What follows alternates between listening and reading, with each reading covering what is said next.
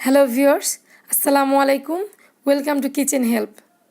আজকে আমি আপনাদের সামনে নিয়ে এসেছি সসের বস চিলি সস।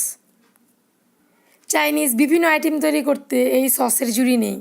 বিফ চিলি কিংবা ফ্রাইড রাইস এরকম আইটেমগুলোর জন্য চিলি সস খুবই দরকার হয়ে পড়ে। খুবই সাধারণ উপাদান দিয়ে এই সসটি তৈরি করা হয়। তো চলুন দেখি এইটি তৈরি করতে আমি কি কি উপাদান ইউজ করেছি। এখানে শুকনো মরিচ নিয়েছি আমি 11টি। এগুলোর প্রত্যেকটিকে চিড়ে ভেতর থেকে বিচি ফেলে দিয়েছি। গোলমরিচ নিয়েছি 5টি। রসুন নিয়েছি 8 থেকে 9 কোয়া। সয়া সস নিয়েছি 8 চা চামচ। কর্নফ্লাওয়ার 1 টেবিল চামচ। লবণ পরিমাণ মতো। সাদা পানি 2 কাপ। হোয়াইট ভিনেগার নিয়েছি প্রায় 1 কাপ। চিনি নিয়েছি 1 কাপ। গুড় 2 চা চামচ গ্রেট করা। এখন ব্লেন্ডারের মধ্যে শুকনো মরিচ, গোলমরিচ, চিনি, প্রায় 1 কাপ পানি, গুড় আর পরিমাণ মতো লবণ দিয়ে ব্লেন্ড করে নিব।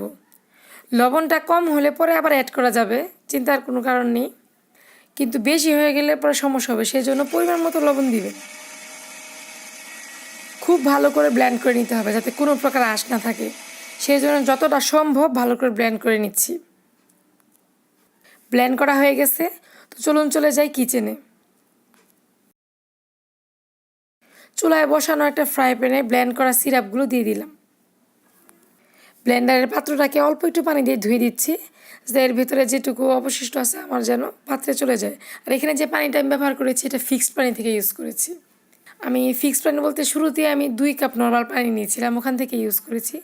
আর টোটাল রেসিপিতে আমি যত নর্মাল পানি ব্যবহার করব সব পানি আর কি এই 2 কাপ পানি থেকে ব্যবহার করব। এবার কর্নফ্লাওয়ারটা গুলে নিচ্ছি। কর্নফ্লাওয়ারটাও আমি ফিক্সড পানি থেকে গুলে নিচ্ছি। মিডিয়াম আঁচে কিছুক্ষণ জাল করতে থাকবো। বলক চলে আসলে তাতে সয়া সসটুকু দিয়ে দিব।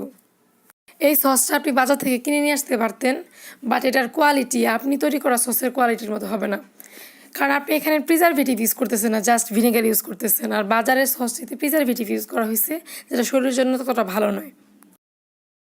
বেশ খানিকটা জাল করার পর এতে ভিনেগার ঢেলে দিচ্ছি। এখন চুলার জালটা একটু বাড়িয়ে বলক তুলে ফেলবো। বলক চলে আসার পর আবার মিডিয়াম করে জাল করতে থাকবো। জাল করা অবস্থাতেই যখন হালকা স্টিকি ভাব চলে আসবে তখন গুলানো কর্নফ্লাওয়ারটা এর মধ্যে দিয়ে দিব।